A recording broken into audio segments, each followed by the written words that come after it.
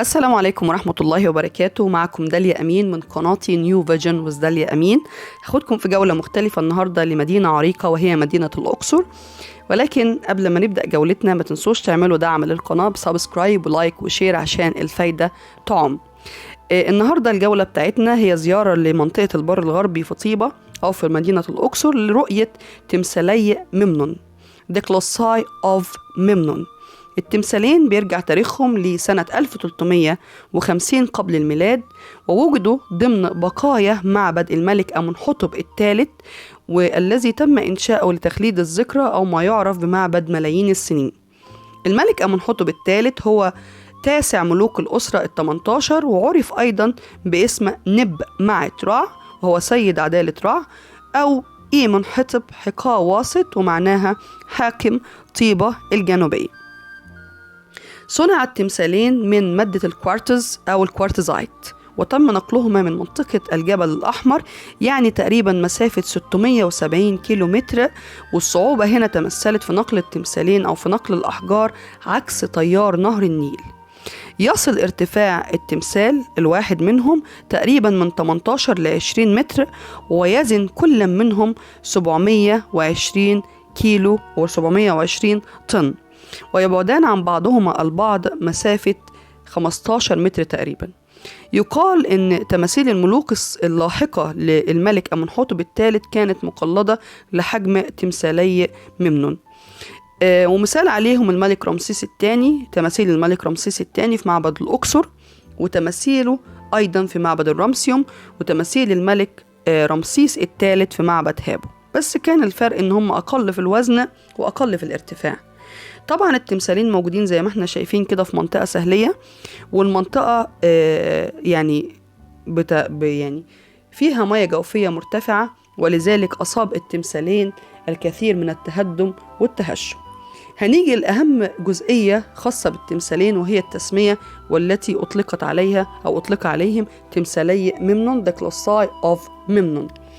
عايزين نعرف مين ممنون دوت. هو كان بطل في حرب طروادة، وهو في الأصل ملك أثيوبي قاد الجيوش من أفريقيا لآسيا للدفاع عن المدينة المحاصرة وهي مدينة طروادة، لكنه مع الأسف قتل على يد أخيل أو أخيلوس. طيب معنى ممنون إيه؟ معنى ممنون، ممنون تعني الصامد أو ذو العزم. وقيل إن هو كان ابن الإلهة إيوس وهي إلهة الفجر، والإله تيتوس وأخو بريام ملك طرواد، وعشان كده كان رايح عشان يساعد أخوه، ولكنه مع الأسف قتل. عرف عند الغرب باسم ممنونيوم، وكان ممنون أو ممنونيوم هو حاكم للغرب مثل أوزوريس عندنا.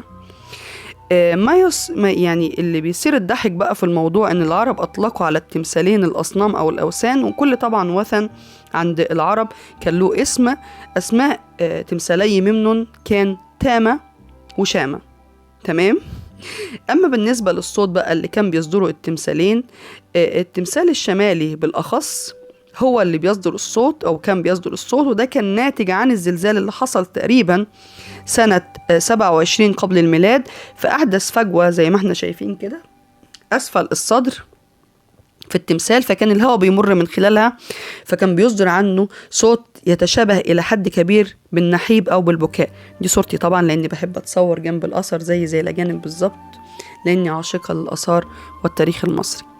التمثال لما أصابوا التهشم والتهدم بسبب الزلزال أحدث فجوة، فالفجوة دي هي اللي خلت الهواء يمر من خلالها، وخاصة في ساعة الفجرية، فكان بيعمل صوت.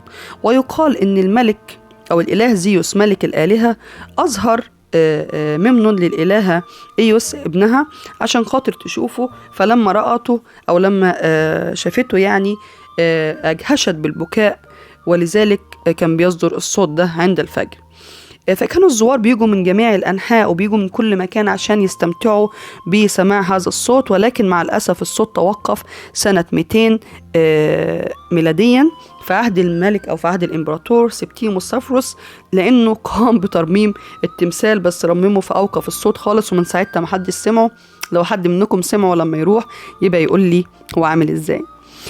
دلوقتي التمثالين زي ما احنا شايفين في منطقة حفاير حواليهم شغالة فيها بعثة، والبعثة اكتشفت العديد من اللوحات والعديد من البقايا الخاصة بالمعبد. التمثال نفسه عند القاعدة في تصاوير موجودة يعني لسيدتين، أحدهما هي أمه وهي الملكة موت أموايا، والتانية لزوجته الملكة تي. وطبعا ليهم تمثالين في المتحف المصري يعتبروا هم أكبر تماثيل في المتحف المصري. موجود تصوير تاني هو الإله حابي إله النيل عند المصري القديم. أرجو إن شاء الله يكون الشرح أفادكم واستفدتوا منه. ما تنسوش دعم للقناة، وإن شاء الله مزيد من الفيديوهات.